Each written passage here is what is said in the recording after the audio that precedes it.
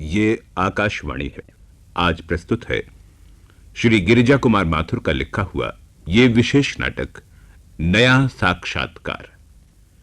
इस नाटक में हमारे पुराने मानवीय मूल्यों को आधुनिक संदर्भ में प्रस्तुत किया गया है और दिखाया गया है कि वैज्ञानिक युग के आज के आदमी के जीवन में उनकी सार्थकता क्या है।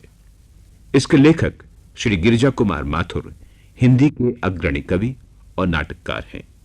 तो सुनिए उन्हीं के निर्देशन में उनका यह नाटक नया साक्षात्कार। आज हम आपको इस रेडियो नाट्य रूपांतर की पहली कड़ी सुनवा रहे हैं।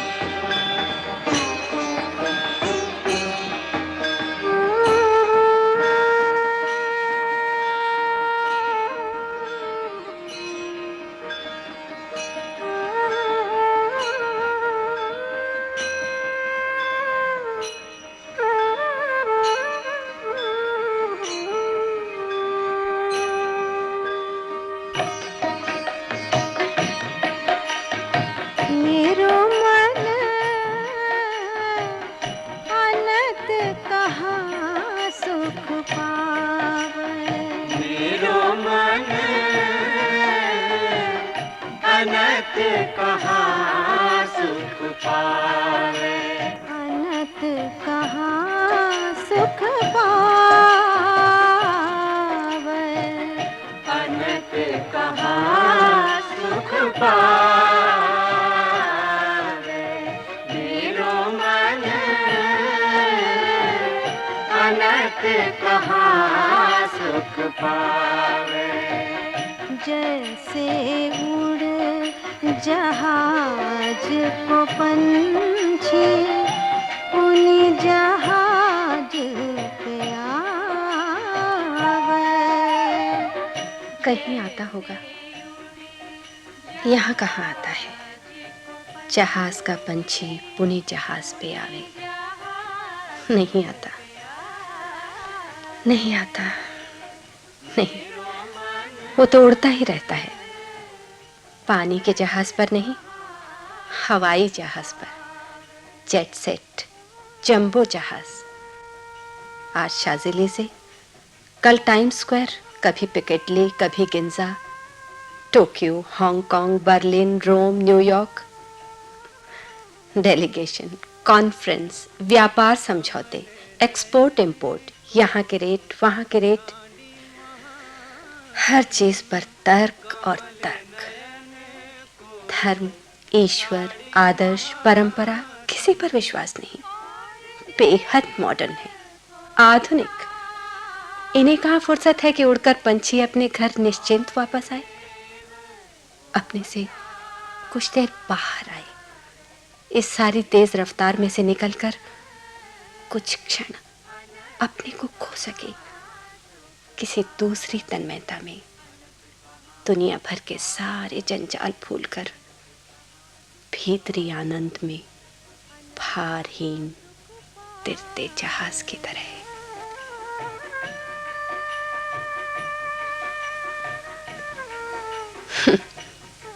पर ये इनके साथ कैसे हो? हर वक्त एक बहुत बड़ी कमान कसकर खींची रहती है। एक निर्मम पहिया है जो घन्नाता हुआ घूम रहा है। शरीर और मन दोनों के चाहे टुकड़े हो जाएं, न दिन में चैन, न रात को नींद। इन्हें क्या, इन्हें पता ही नहीं चलता, फुर्सत ही नहीं इस बात को समझने की। इतने ज्यादा वैभव का क्या होगा, क्या होगा? आज रात हांगकांग से आ रहे हैं, 15 घंटे की हवाई यात्रा के बाद। अगर केबिल ना आ गया तो कि मीटिंग बढ़ गई है। महीने में 20 दिन यही रहता है, हर वक्त व्यापार या राजनीति की बातें, जागते में, सोते में और कुछ नहीं। ये भी कोई जिंदगी है? अरे कौन इतना अच्छा गा रहा है? कितनी मिठास है, शांति से मिलती है। इस सारी आपाधापी शोर शराबे के बीच ये आवाज, खिड़की खोलकर सुनो। अनंत कहाँ सुख पावे,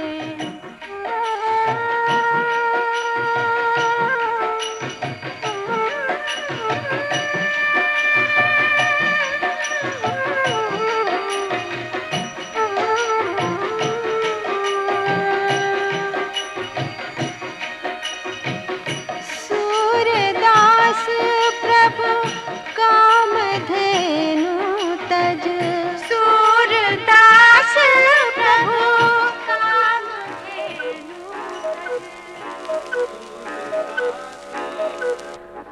हवाई जहाज आने में तो अभी 4 घंटे हैं। तब तक क्या करूं मैं? किससे बातें कर रही हो माँ? अरे मैं समझी कोई आया है, पर यहाँ तो कोई नहीं। अकेले यहाँ खिड़की के पास खड़ी खड़ी क्या देख रही हो?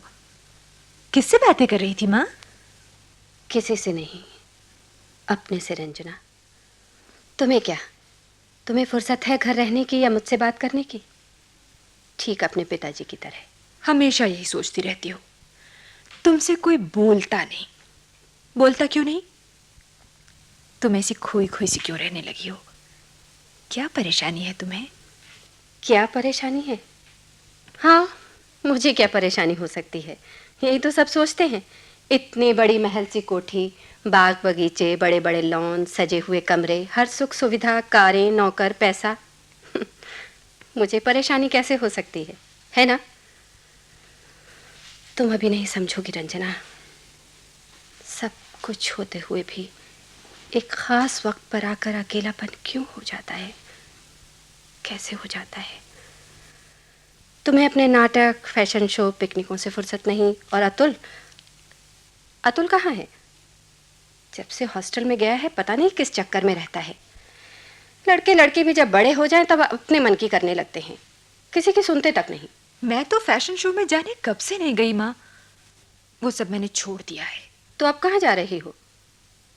फैशन शो न सही तो डिस्को ठीक होगा। अरे ये क्या पहन रखा है आज? कोई नए फैशन की मैक्सी है या मिडी है? मैक्सी नहीं, लहंगा है। और ये ओढ़नी। क्या? लहंगा और ओढ़नी? हाँ, हमारी पुरानी पोशाकें बहुत सुंदर थी, वापस फैशन में आ रही हैं। अपनी संस्कृति को फिर से पहचानना चाहिए, है ना? ये सब किसने कहा तुमसे? बताओ। अचानक ये क्या नई बात सुन रही हो? किसी ने नहीं, वही कॉलेज में सभी कहते हैं। पेट्रिशिया ने, अभिराम ने, अतुल भैया ने भी कहा था। ये अभिराम और पेट्रिशिया कौन है? वो बाहर से आई हैं रिसर्च करने, कृष्ण काव्य पर। नाम है पेट्रिशिया और रिसर्च करने आई हैं कृष्ण काव्य पर। ठीक ठीक बताओ रंजना। ठीक नहीं तो क्या गलत बता रही हूँ? और अभिराम, वो कहाँ से आए हैं? मुझे क्या मालूम। अतुल भैया के दोस्त हैं दोनों। दोनों? अतुल का कृष्ण काव्य से क्या मतलब? अतुल तो मेडिकल में है, एमडी कर रहा है। मुझे कुछ नहीं मालूम।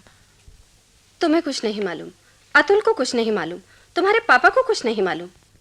बस इतनी बड़ी अकेली कोठी में सिर्फ मैं ही हूँ जिसे सब कुछ मालूम है। होना चाहिए, है ना? सारा बोझ मुझ पर ही है, बाकी तुम सब लोग हवा की तरह आजाद हो। तुम अकेले ऊब रही हो माँ, चलो थोड़ा लॉन में टहल लो। नहीं, मेरे भाग्य में नहीं है। और अकेलापन लगेगा इतने बड़े बाग और लॉन्स में। रंजना, आज तुम्हारे पापा हांगकांग से वापस आ रहे हैं। पक्का है या फिर केबल आ जाएगा? पता नहीं। अरे ये गीत कौन गा रहा है? हमारे आउट हाउस की तरफ से आ रहा है। अपने पंडित ब्रजलाल जी तो गाते नहीं। वहां उधर आजकल कीर्तन होता है माँ। एक मंदिर है ना हमारी दीवार से लगा हुआ, उसके बराबर एक हॉल और 2 कमरे बना दिए गए हैं। जगह सुधार कर बड़ी कर दी गई है। वहां एक कृष्ण अध्ययन मंडल है। तमाम किताबें, पुराने ग्रंथ, मैन्युस्क्रिप्ट, प्राचीन संगीत के टेप हैं वहाँ। अच्छा, वहाँ एक भंवर स्वामी जी आए हुए हैं, बहुत विद्वान हैं। उनके पास बहुत से यूनिवर्सिटी के रिसर्च छात्र भी आते हैं, आज भी आएंगे। तो तुम क्या वहीं जा रही हो? इसीलिए ये पुरानी वेशभूषा के कपड़े पहने हैं। हाँ, वहीं जा रही हूँ, तुम भी चलो। मुझे कहीं नहीं जाना और तुम्हें भी इस रात में कहीं नहीं जाना। तुम्हारे पिताजी सख्त खिलाफ हैं इस सबके, समझी? क्यों? यहीं तो है पास में ही, क्या हर्ज है मेरे जाने में? वहाँ अतुल भैया, पेट्रिशिया, अभिराम सभी तो आएंगे। देखो रंजना, वहाँ नौकर चाकर मिलकर भजन कीर्तन करते हैं, तुम वहाँ उन छोटे लोगों के बीच जाओगी? कुछ अपनी हैसियत का भी ख्याल है? वैरागियों की तरह मंडली में मिलकर क्या जोगन बनना चाहती हो, या पढ़ना है, विवाह करना है, गृहस्थी बसानी है? तुम तो माँ कैसी दकियानूसी घिसी पिटी बातें करती हो। नौकर चाकर, छोटे लोग, साधु संत, विवाह गृहस्थी, स्त्री पुरुष, कौन छोटा है कौन बड़ा? किसने बनाई है ऊंच नीच? भगवान ने, प्रकृति ने, या आदमी ने? ये सारी सामंती जमाने की बातें हैं। हम नई पीढ़ी के लोग ये सब नहीं मानते। ये सब क्या सुन रही हूँ तुमसे? अब तक इतनी मॉडर्न थी, हर वक्त अंग्रेजी लेटेस्ट हिट सॉन्ग्स, फिल्में, बीटल, हेलो की जगह हाय। अब ये कृष्ण मंडल, सूरदास, कीर्तन मेरी समझ से बिल्कुल बाहर है। मेरी भी कुछ समझ में नहीं आ रहा। शायद हमारे लिए ये नई चीज है, चेंज है। आधुनिकता की भड़कीली चकाचौंध से अलग एक दूसरे तरह के संसार की झलक। ये भंवर स्वामी कौन है? कहाँ से आए हैं? बहुत विद्वान है, पहले बड़े वैज्ञानिक थे, अब सब छोड़ दिया है। अजीब अटपटा नाम है, भंवर स्वामी। उनके कृष्ण मंडल का उद्देश्य क्या है? क्या चाहते हैं वो? उद्देश्य क्या है? क्या चाहते हैं वो? कुछ नहीं चाहते। तुम्हारी पीढ़ी की यही एक अजीब बात है, हर चीज में मतलब, मोटिव, हेतु ढूंढना। शक करना कि जरूर कोई ना कोई स्वार्थ छिपा होगा। तुम लोग हर चीज को दूसरी और चीज से जोड़कर क्यों देखते हो? जो चीज सामने है उसे वैसा ही सीधे रूप में क्यों नहीं देखती? तुम तो इतना पढ़ी लिखी हो, हिंदी में एमए किया था, कॉलेज में पढ़ी थी, तुम क्यों नहीं ठीक चीज को ठीक समझती? मैं गलत नहीं समझती रंजना, पर पढ़ाई लिखाई एक बात है, दुनियादारी का अनुभव दूसरी बात है। तुमने अभी देखा ही क्या है? तुम क्या जानो ये दुनिया कितनी टेढ़ी है। हमें हर तरह सोचना पड़ता है बेटी। अच्छा, काहे की व्याख्या करते हैं ये स्वामी जी? पुराने ज्ञान की, कृष्ण की, सूरदास की। सूरदास और अष्टछाद तो मैंने भी शादी से पहले पढ़े थे, लेकिन अब तो वर्षों बीत गए, सब कुछ भूल गई हूँ यहाँ के वातावरण में। रात दिन तूफान की तरह उड़ती जिंदगी, मशीन के पंखों पर उम्र के उड़ते वर्ष। अक्सर जी चाहता है कि अपनी पुरानी चीजों को फिर से जिंदा करूं, शायद अकेलापन कुछ दूर हो। पर उन बातों से अब बहुत दूर आ गई हूं, बहुत पीछे छोड़ आई हूं उस दुनिया को। बहुत देर हो चुकी है। कभी कुछ देर नहीं होती माँ। तुम या तो पेंटिंग फिर से शुरू कर दो या गायन, और कुछ न सही तो मीरा और सूर के पद के चुने हुए टेप है मेरे पास, उन्हें सुनो। अभी लाती हूँ, संक्षिप्त सूर सागर भी ला कर देती हूँ। अच्छा, लो जरा पढ़ो तो सही। मैं जाऊँ वहाँ? अच्छा जाओ, पर आध पौन घंटे से ज्यादा मत लगाना। तुम्हारे पापा को पता चल गया तो सब पुराना ज्ञान धरा रह जाएगा। बहुत खिलाफ हैं वो इन पुरानी बातों के, सिर्फ आधुनिकता को ही सब कुछ मानते हैं, और वो भी ग्लैमर, शान और शौकत, तड़क फड़क। पश्चिमी ज्ञान में ही सब कुछ है, यहाँ कुछ नहीं। आधुनिकता तो एक दृष्टिकोण है, अप्रोच है। हम तो न पुरानी चीज को बुरा कहते हैं न साइंस को। आज के ज्ञान को तो छोड़ना नहीं चाहते, मगर प्रोफेसर समीर और भंवर स्वामी कहते हैं सिर्फ बाहरी यथार्थ से आगे कुछ भीतरी चीज भी है। वो क्या है यही तो हम जानने के उत्सुक हैं। अच्छा माँ, जितनी जल्दी होगा आ जाऊंगी, फिजूल फिक्र मत करना, जल्दी आ जाना। अच्छा माँ।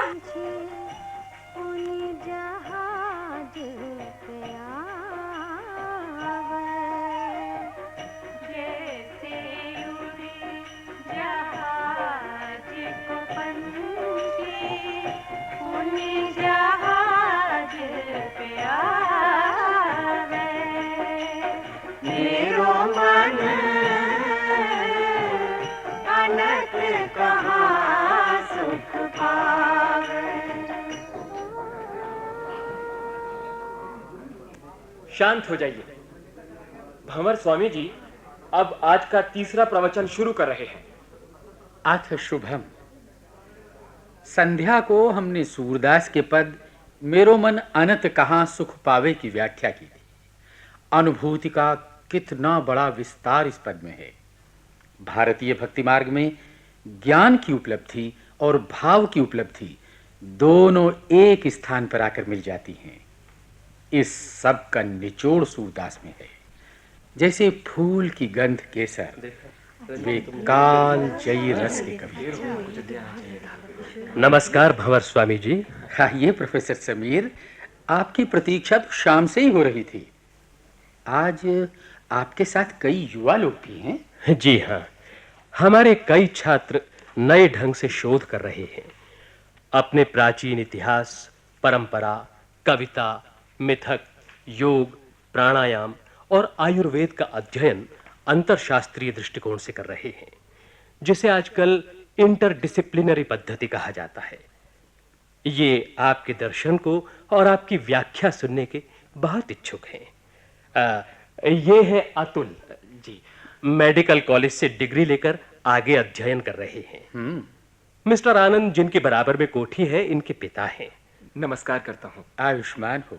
और ये है अतुल की छोटी बहन रंजना, समाज शास्त्र में रिसर्च कर रही है, भारत में मध्य युग के जन आंदोलनों पर।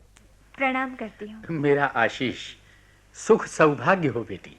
और इनका नाम है अभिराम, आधुनिक मनोविज्ञान के विद्यार्थी हैं। मेरा अभिवादन स्वीकार करें। स्वस्थ हो, सानंद रहो। और ये है पैट्रिशिया, कृष्ण काव्य खासकर सूरदास पर अध्ययन कर रही हैं। हिंदी बहुत अच्छी आती है। मिस्टर जोन्स बहुत बड़े इंडस्ट्रियलिस्ट हैं, उनकी पुत्री हैं, लेकिन पश्चिम के शक्तिवाद और कमर्शियल भोगवाद से इन्हें अरुचि हो गई है। भगवान कृष्ण की चेतना इन्हें यहाँ खींच लाई है। कृष्णाय नमः भंवर स्वामी जी। इन नवयुवकों को देखकर खुशी हुई। साइंस के आधुनिक ज्ञान के साथ इन्हें अपने प्राचीन ज्ञान और साहित्य में भी रुचि है। ये और भी खुशी की बात है। आखिर नए संदर्भ में अपनी संस्कृति का अध्ययन तो होना ही चाहिए। नई कसौटियों पर उस अनुभव को परखा ही जाना चाहिए। पुराना सभी कुछ तो रूढ़िवादी अंधविश्वास नहीं है। अतुल जी, तुम कुछ पूछना चाहते हो? क्या भक्ति मार्ग त्याग का मार्ग है, दुनिया से वैराग्य का, जैसा कि भारतीय अध्यात्म के बारे में अक्सर कहा जाता है? नहीं नहीं, त्याग का यह अर्थ नहीं होता। वो कोई हठयोगियों की तरह जबरन मन को वश में करने, दुनिया को छोड़कर धूनी रमाकर त्याग, तपस्या या ध्यान करने का मार्ग नहीं है। त्याग तो मन का होता है, आत्म विसर्जन या आत्मदान। और भक्ति मार्ग या भागवत धर्म सगुण है, प्रत्यक्ष है, प्रवृत्ति मार्ग है, दुनिया से मुंह मोड़ने का नहीं। अहिंसा उसका प्रधान लक्षण है, श्रद्धा और तन्मयता उसकी प्रमुख दिशा है। वो धर्म से अधिक एक व्यापक जीवन दृष्टि है। अंग्रेजी शब्दावली में हॉलिस्टिक अप्रोच। आज जब आधुनिक कहलाने वाली दुनिया में एक नए ढंग का हिंस्र समाज बनता जा रहा है, हर किस्म की हमलावर क्रूर प्रवृत्ति बढ़ती जा रही है, ठीक मध्य युगों की तरह ही, तो ये आदर्श और भी मूल्यवान हो जाते हैं। मध्य युग की बात आपने कही प्रोफेसर समीर। 15वीं सदी में जब यूरोप की सभ्यता प्रसार और प्रभुता की खोज में लगी थी, उसी सदी में भक्ति आंदोलन के माध्यम से यहाँ प्रेम और समता की खोज हो रही थी। बेटी रंजना, जी तुम कुछ उत्सुकता से देख रही हो, क्या कुछ पूछना चाहती हो? आदरणीय, मैं कई प्रश्न पूछना चाहती हूँ। मैं पहले तो ये जानना चाहती हूँ कि भक्ति आंदोलन ने कौन से नए आदर्श लोगों के सामने रखे। भक्ति आंदोलन एक बहुत बड़ा सांस्कृतिक आंदोलन था। वो धार्मिक आंदोलन नहीं था। हिंदू, मुसलमान, सूफी संत, खुसरो, कबीर, गुरु नानक, रसखान, सभी की बड़ी भूमिका थी उसमें। अंधेरे युग के अभिशप्त धुंधलके में समता, सहिष्णुता, लोक मंगल और प्रेम का सीधा सहज प्रकाश इस आंदोलन ने दिया। वहां जाति पाति, छुआछूत, ऊंच नीच, धर्म अधर्म, पाप पुण्य की पुरानी धारणाओं को कोई स्थान नहीं है। लेकिन क्या भक्ति का अर्थ विनीत दास्य भावना नहीं है? क्या सूरदास में यह भावना नहीं थी? अनेक पदों में तो है। नहीं, भागवत ने नवधा भक्ति की परिभाषा जरूर दी थी। उसमें सेवा भावना भी एक पक्ष था, लेकिन 9 में से सिर्फ एक। पर सूरदास तो उससे बहुत आगे बढ़ गए। उन्होंने तो अपने उपास्य कृष्ण को सखा भाव में ही देखा है, मैत्री, प्यार और समानता की नजर से। वो आम आदमी के नायक हैं। गांव के किसान, ग्वाल बाल, सामान्य लोगों के साथ एकाकार, कोई अंतर नहीं। वे युवाओं के नायक हैं और मनमोहक भाव जगत के नायक भी। वे सृष्टि के समस्त रस के विधाता हैं। सूरदास ने अपनी कविता में इसी परम रस को उतारा है। आपने तो ये सब बताया होगा प्रोफेसर समीर। रंजना, भंवर स्वामी जी की इस गहरी बात पर ध्यान दो। जिस युग में छोटे से छोटे राजा तक को दैवी शक्ति से विभूषित माना जाता था, जब दीनता और दासता सामंतवाद का प्रमुख मूल्य था, सूरदास में तब यह मानवीय समता का चित्र एक क्रांतिकारी आदर्श उपस्थित करता है। पेट्रिशिया, तुम कुछ पूछो। मैं तो सूरदास की कविता और कला के बारे में ज्यादा जानना चाहती हूँ। क्या वो जनमान थे?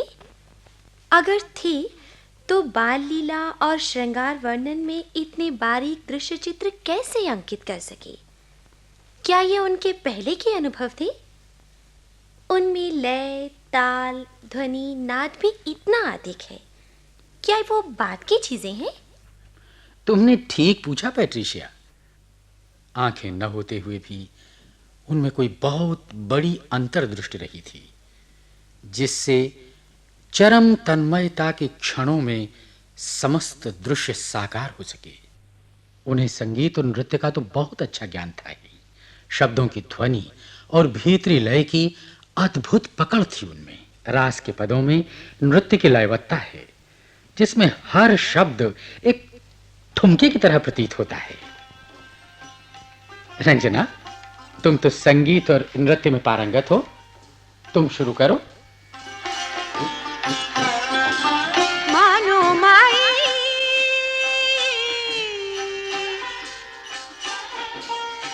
घन घन अंतरगामी, घन घन अंतरगामी, मानो माई घन घन अंतरगामी, घन घन अंतरगामी।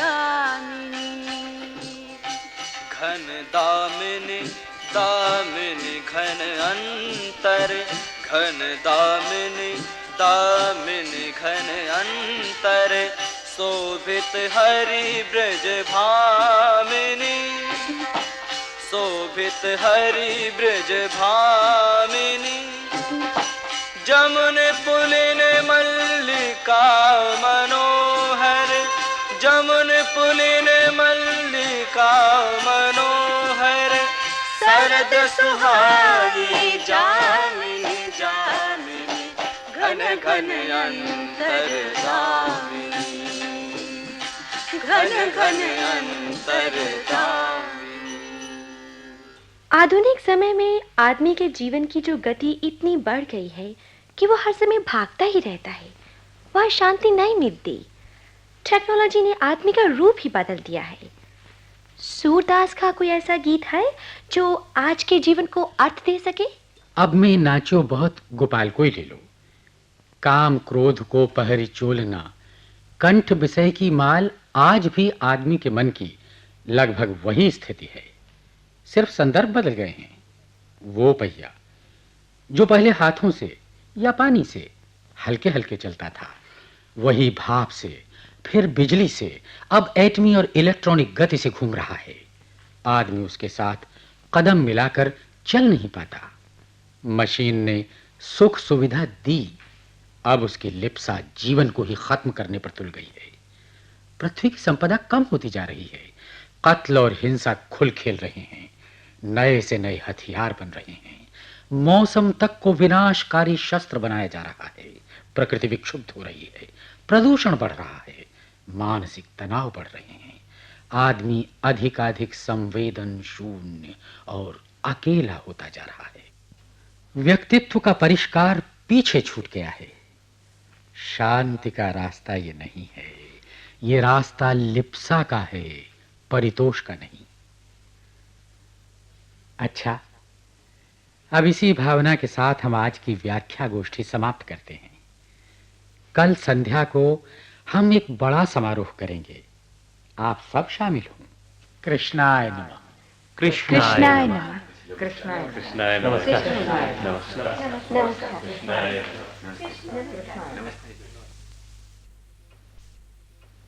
अतुल, तुम मेडिकल हॉस्टल जाओगे या अपनी कोठी?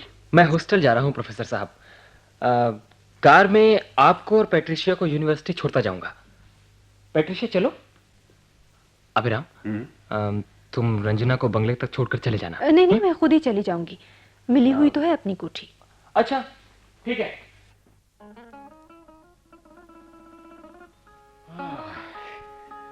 इस चांदनी रात में यह हल्की हवा कितनी मीठी लग रही है, जैसे सूरदास के रस में डूबी हो। तो तुम जा रही हो राधा? राधा नहीं, रंजना। मुझे राधा कब से बना दिया अभिराम? ये लहंगा दुपट्टा पहनकर तो तुम राधा सी ही लग रही हो। लेकिन तुम श्याम नहीं हो, अभिराम हो, है ना? अच्छा यहाँ से छोड़ो, मुझे तो बहुत डर लग रहा है। क्यों? मैं तो साथ हूं। मुझे किसी के साथ की जरूरत नहीं है। डर तो और वजह से लग रहा है। आज पिताजी हांगकांग से वापस आ रहे हैं। अच्छा? जब उन्हें मालूम होगा ना कि हम यहाँ कीर्तन अध्ययन गोष्ठी में आते हैं तो बहुत नाराज होंगे। क्यों? कल भंवर स्वामी ने एक बड़े समारोह का पहला आयोजन किया है। क्या पता मैं आ ही ना सकूं। क्यों? क्या ये कोई बुरी बात है या जुर्म है? मिस्टर आनंद, तुम्हारे पिताजी क्यों नहीं आने देंगे तुम्हें? हो, तुम समझते नहीं अभिराम। पिताजी इन सब बातों के बहुत खिलाफ है। हर हिंदुस्तानी चीज को दकियानूसी, अंधविश्वास कहते हैं। पश्चिमी सभ्यता को ही सब कुछ मानते हैं। पता नहीं कल कोई गड़बड़ ना करे। सुनो, तुम प्रोफेसर समीर को जरूर बता देना। प्रोफेसर समीर तो आनंद साहब के पुराने दोस्त हैं, वो समझा देंगे। या तुम अपनी माँ से कह दो, वो तो विरोध नहीं करती। माँ ज्यादा बोलती नहीं पिताजी के सामने। वैसे भी आजकल बहुत अकेली और उदास रहती हैं घर के वातावरण से। वैसे मैंने आज की सारी प्रवचन गोष्ठी टेप कर ली है। माँ को सुनाऊंगी और उन्हें अपना संदेह भी बता दूंगी। बेकार तुम पहले से शंकित हो रही हो। आज तो तुम्हारा मन बहुत खुश होना चाहिए था। इतनी मिठास से पद सुनाई तुमने, राधा। मैं राधा नहीं, रंजना हूँ। और तुम भी श्याम नहीं हो, अभिराम हो, समझे? समझा। भाई श्याम तो सिर्फ सूर के श्याम हैं। क्यों? अच्छा, अब घर आ गया, मैं जा रही हूँ।